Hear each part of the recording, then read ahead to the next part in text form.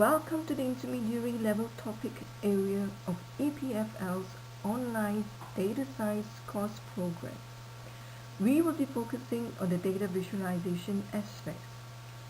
For the registered learners on the course, please have some writing material with you now so you could actively follow the lesson, writing down the key points and your thoughts down. You are invited to further your learning by participating in posting and sharing your discourse on Verso's online classroom communicated to you. Please pause the video if necessary to access to the writing materials.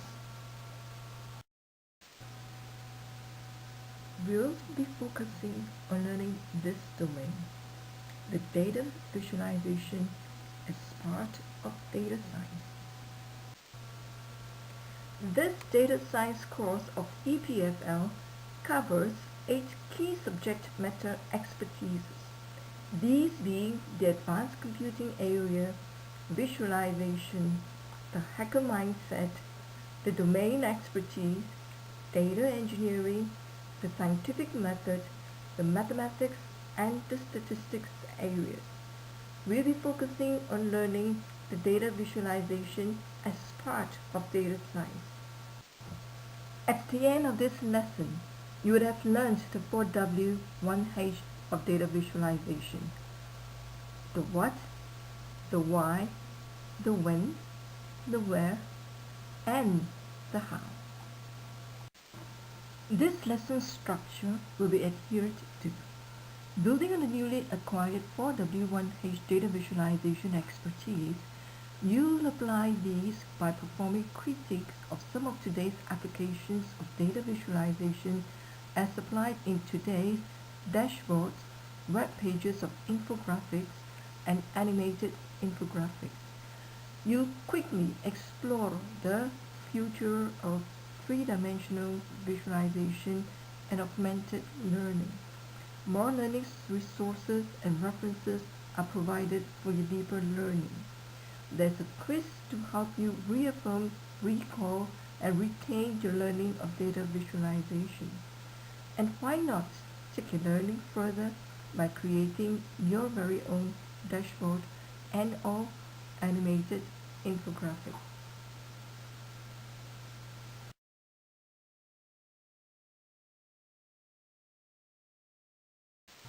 I'll start you with a simple exercise.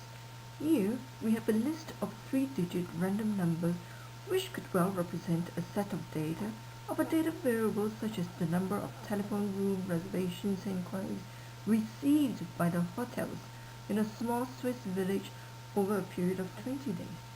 As a data scientist, you have been asked to perform data analysis of this raw data and of course report and present your findings. Are you thinking of a one-page text report of your observations, analysis, and conclusions?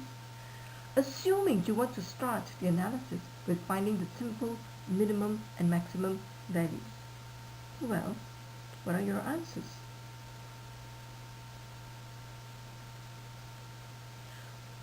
What is more important to the answers is the process and the time you have taken to process the information.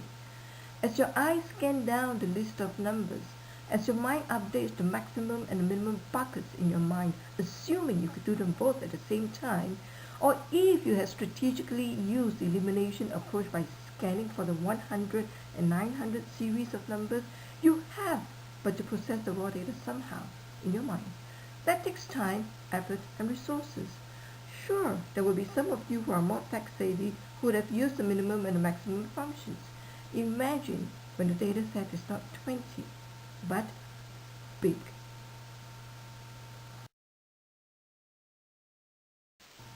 Now, if we take the same list or set of raw data and produce a visual view of it, like with a line graph. Now, using the line graph, how would you arrive at the minimum and the maximum value? In contrast with the previous exercise, in terms of the time taken to find the answers, has it been quicker?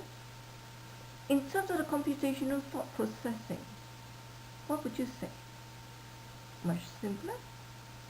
You will see that data visualization is built on the principle of pre-attentiveness that you will learn much later, and that data visualization facilitates other forms of thought processing less complex, freeing the mind, the clinician, to do other computational analysis work with the data. If we have taken the same list or set of raw data and produced this visual view of it with the form of a pie chart instead of a line graph, now looking at the pie chart, how would you pick out the minimum and the maximum value? In contrast with the previous exercise with the line graph, in terms of time taken to find the answers, has it been slower? In terms of computational thought processing, what would you say? More complex, as you have to gauge the portions dimensions, compare the size, and accurately remember the reference to come to a decision? What is your critique on the choice of the graph used? This exercise presents yet another principle of data visualization at work, a principle laid down by Bertin in 1983, which would be further elaborated in this lesson. Bertin elaborates on the graphical vocabulary of visual components and its proper combination to make powerful visual views. Here is a simple example of the visualization of two data variables, productivity as recognized revenue per employee using a 1,000 scale and the increasing number of employees as company grows. What are the insights or information you could derive from the correlation of these two variables? That the productivity of a company drops as it increases its employees base with small headcount at a rate of 17% for every additional 500 employees? What else?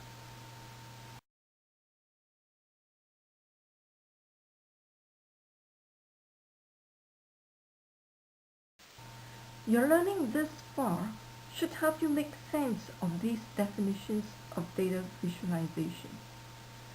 That it is information that has been abstracted in some schematic form, including attributes of variables for the units of information. That data visualization is viewed by many disciplines as the modern equivalent of visual communication. Data visualization is a general term that describes any effort to help people understand the significance of data by placing it in a visual context. Patterns, trends, and correlations that might go undetected in text-based data can be exposed and recognized easier with data visualization software. Let's examine Treisman's first principle of pre-attentiveness. In this exercise, you are to spot the unique piece of data. You know, the game show of spotting the one of these things doesn't belong together. Look at figure A. You can instantly spot the unique piece of data regardless of how many more thousands or millions of blue dots there would be. You can pre-attentively recognize differences in color. Look at figure B. You have had more trouble spotting the unique datum because you cannot pre-attentively recognize simultaneous variation of color and form. Treisman refers pre-attentiveness as the visual properties that a person can perceive in fewer than 250 milliseconds without having to scan the visual field serially, since eye movement and focus take about 200 milliseconds. Pre-attentive observations take the same amount of time regardless of the number of objects being viewed. For example, people can accurately determine whether or not one red circle is presented among a field of blue circles in fewer than 200 seconds, like in the figure A. However, determining the number of items with the alternative color is not pre-attentive. It requires a serial scan of all the objects to do the counting. Combinations of properties are also usually not pre-attentive. Although people can detect one square among many circles of the same color, because of the angular corners of the square are pre-attentively differentiated from the curves of the circles, the eye cannot detect the combination of the color distinction and the shape distinction simultaneously. This requires serial scanning, as you have found out yourself in the figure B. Attentiveness explains why a small amount of color highlighting against a white page is so effective at drawing the attention. A notable successful use of visual cues in search interfaces search engines is color highlighting of query terms in documents and bolding of query terms in document summaries in retrieval results. However, if there are many colors in a display, color highlighting does not work well at drawing attention. Note that not all cues in a visualization need to be pre-attentive to be useful. Rather, it is important to know which visual components cause a pre-attentive reaction in order to know what will stand out in a display. We move on now to another principle, that of the graphical vocabulary of visual components by Burton. We will take a look at Gestalt principles of proximity. In summary, you have just learned these key principles in EPFL's Data Science Data Visualization course.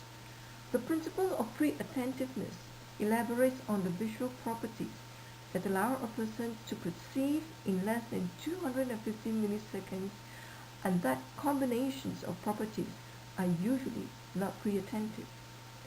Burton's principle surrounds the graphical vocabulary of marks such as points, marks, and areas, of retinal variables of color, size, shape, orientation, and scale, and how important the proper combination of graphical vocabulary lends to data visualization. Last but not least, Gestalt principles of proximity is about visually representing the affiliation and the affinity of data. There's a whole realm of subject material out there in this globally connected world. As Whitehead has said, knowledge does not keep any better than fish. Academics, researchers, and practitioners would continue to work and develop on data visualization as technology evolves. We are lifelong learners, so there will be new principles to be learned. Data is not restricted just to numbers. Text is also data. Imagine the doors of the restrooms of international airports receiving travelers from all over the world. Imagine these doors having to be signed male or female in many different languages. No, they have been replaced by visuals that are now universally accepted iconic representations of the text of the meanings in the many different languages of the world.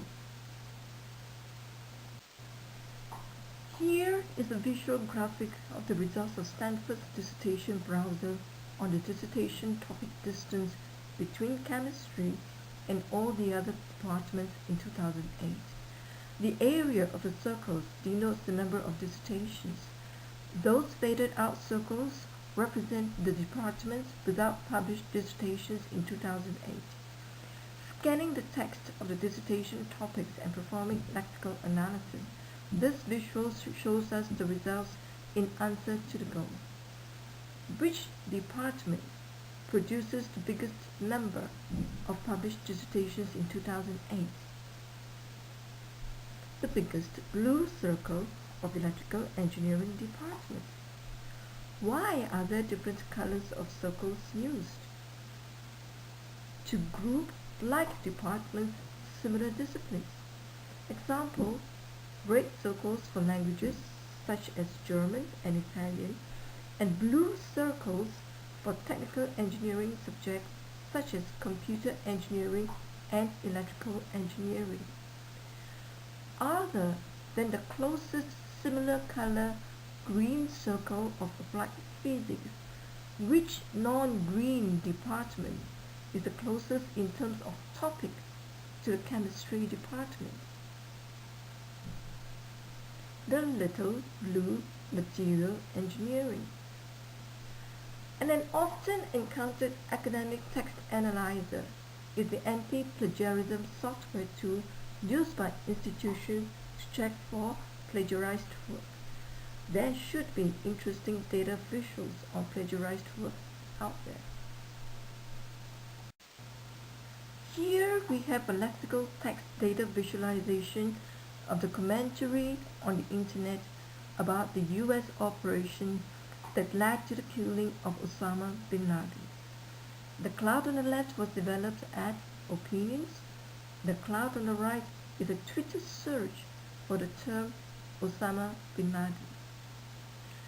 Judging by the occurrence of the word, what sense could you make out of the public opinion on opinion and over Twitter?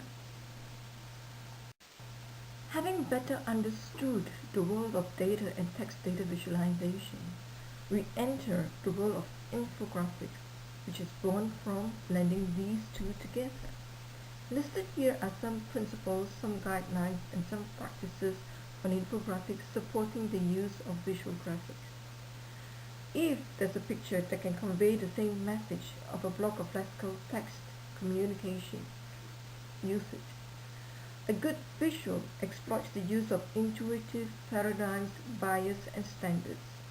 It takes 1/10 of a second for a viewer to get a sense of the message. As a visual optimized, there is the presence of some statistics to be communicated. An infographic optimizes the use of color, font, bold, form, and dimension of the visual component. It is optimized for less information is better, or the more, the bigger, the better. An infographic should have minimal text to economize. Having better understood the world of data and text data visualization, we enter the world of infographics, which is born from blending these two together. Listed here are some principles, some guidelines, and best practices on infographics supporting the use of visual graphics. If there's a picture that can convey the same message of a block of lexical text communication, use it. A good visual exploits the use of intuitive paradigms, bias, and standards. It takes 1/10 of a second for a viewer to get the sense of the message. A visual optimized, there is the presence of some statistics to be communicated. An infographic optimizes the use of color, font, bold, form, and dimension of the visual component. It is optimized for less info is better, or the more, the bigger, the better. An infographic should have minimal text to economize on translation resources and to reach a wider audience as it removes the language barriers. Last but not least, a good graphic usually has an amazing headline. Now, let us take some time to apply the learning of data visualization by performing a critique on this infographic. What do you think of the amazing headline? How has pre-attentiveness been exploited here? Comment on the graphic vocabulary of the visual components. Which visual component, if any, communicates that this infographic is about the high net worth of an individual? What visual component would you use to signify money, to replace the circles? How would you judge the extent of optimization of the retinal variables of color, font, form, bold, and scale used here? What kind of enhancement would you introduce to this infographic? Why? Similarly, take the time to apply your learning lessons by performing a critique on these two dashboards. Which one would you rather view every day? Why? Pause the video if necessary so you could observe and reflect on your thoughts and learning here.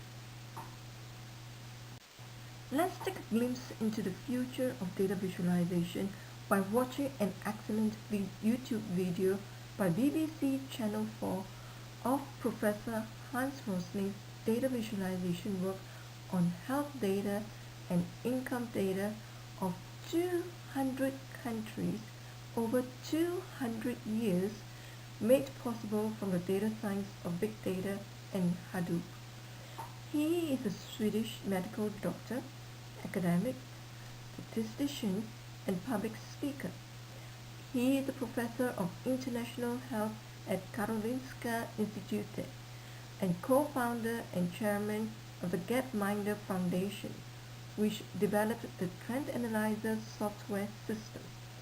He rose to international acclaim after producing a TED Talk in which he promoted the use of data to explore development issues. Observe how Professor Hans Rosling unravels the correlation between the quantitative variable of wealth income and the ordinate time variable, and injecting his insight and many other relevant variables of historical and economic events. Following his video is this 1-minute video presenting the use of a three-dimensional paint tool called the Tilt Brush by Google. The future of data visualization will be in the use of such three-dimensional visual technology to augment data visualization to solve problems. Imagine Professor Hans Rosling's data visualizations work of 200 years, 200 countries, but presented in 3 dimensions.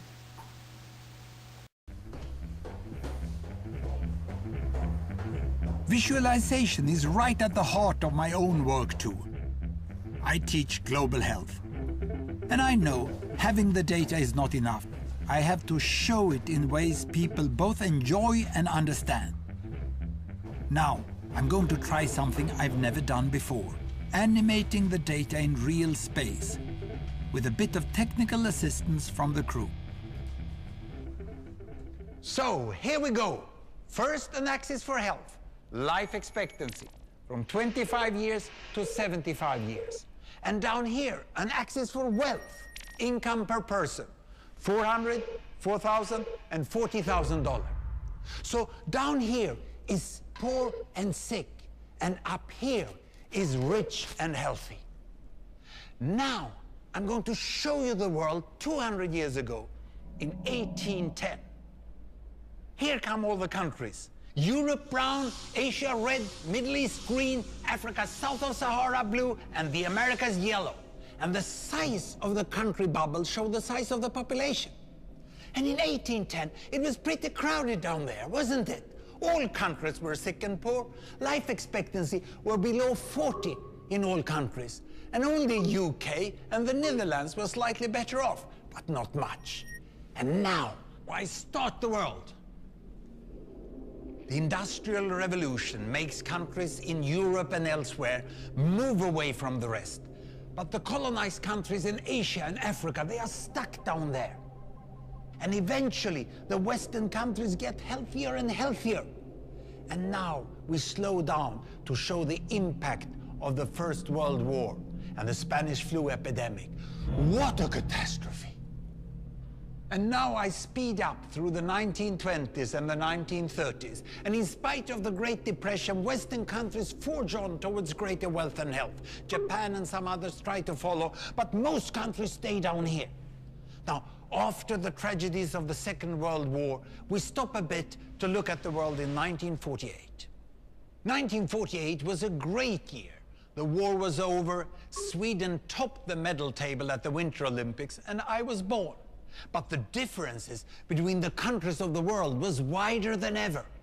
United States was in the front, Japan was catching up, Brazil was way behind, Iran was getting a little richer from oil, but still had short lives. And the Asian giants, China, India, Pakistan, Bangladesh and Indonesia, they were still poor and sick down here. But look what is about to happen. Here we go again. In my lifetime, former colonies gained independence, and then finally they started to get healthier and healthier and healthier. And in the 1970s, then countries in Asia and Latin America started to catch up with the Western countries. They became the emerging economies. Some in Africa follows. Some Africans were stuck in civil war and others hit by HIV. And now we can see the world today in the most up-to-date statistics. Most people today live in the middle, but there are huge differences at the same time between the best of countries and the worst of countries. And there are also huge inequalities within countries. These bubbles show country averages, but I can split them. Take China, I can split it into provinces. There goes Shanghai. It has the same wealth and health as Italy today. And there is the poor inland province Guizhou. It is like Pakistan. And if I split it further, the rural parts are like Ghana in Africa. And yet, despite the enormous disparities today, we have seen 200 years of remarkable progress. That huge historical gap between the West and the rest is now closing. We have become an entirely new converging world. And I see a clear trend into the future. With aid, trade, green technology and peace, it's fully possible that everyone can make it to the healthy, wealthy corner. Well, what you just seen in the last few minutes is a story of 200 countries shown over 200 years and beyond. It involved plotting of 120,000 numbers. Pretty neat, huh?